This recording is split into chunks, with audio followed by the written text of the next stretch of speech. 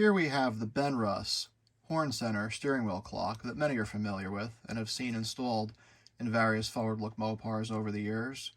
While elegant in design, it's not really known for accuracy or reliability with its self-winding capabilities while you steer, especially these days when not many people drive their cars often enough to wind it.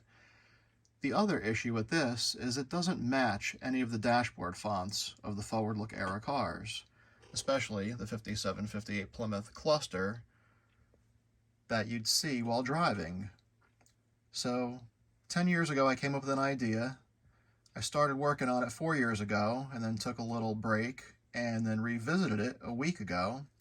And as of now, we have the world's first quartz movement 57-58 Plymouth horn center steering wheel clock with the proper font, as this is an enlarged screen of the actual dash clock that would have been fitted into the gauge cluster.